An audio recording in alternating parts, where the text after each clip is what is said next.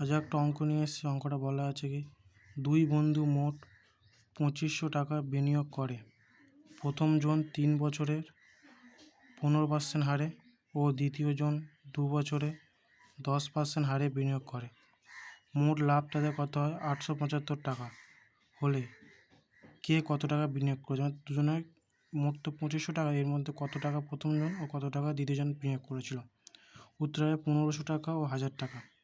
ধরি আমরা প্রথম জন ধরে নিয়েছি এক্স টাকা, এক্স ধরে করেছি, দ্বিতীয় জন ধরে নিয়েছি 25,000 মাইনাস এক্স টাকা বিনিয়োগ করে। তাহলে প্রশ্ন আসলে বলতে পারি আমরা এক্স গুণ 15% গুণ 3/100% ধরে না 100 প্লাস 25,000 মাইনাস এক্স গুণ 10 গুণ 2/100 সমান 875। দুটো যোগ করলে সুদ 875 টাকা।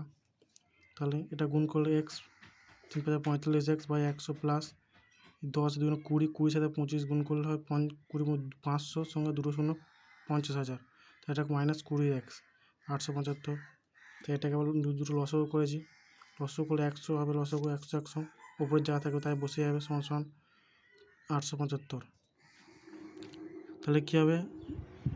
225 এক্স প্লাস 5000 সমান সমান, এটা মানে কি এপারে চলে 100, এবং জানি কি ওপর নিচে বজ্রগুণ হয়, তো এপারে নিচে আছে ওপরে গুণ হয়ে যাবে। তাহলে 25x minus 50,000 plus plus 50,000 plus চিহ্ন আছে, প্লাস 50,000 সমান সমান 87,500 টাকা। তাহলে 50,000 টাকা এপারে নিয়ে এসে 87,500 মাইনাস এপারে আসলে মাইনাস হয়ে যাবে 5,000 মানে 50,000। তাহলে এক্স সমান এই 25 এক্সের সাথে গুণ আছে, এবারে ভাগ হয়ে যাবে, তাহলে বিয়োগ করলে হবে 7,500 টাকা বাই 25। এটা যদি কাটাকুটি কটা আসে 1500 টাকা। তাহলে এক্স সমান কত? 1500 টাকা। তাহলে আমরা এক্স মানে কী ধরেছিলাম? আমরা এক্স মানে ধরেছিলাম কি?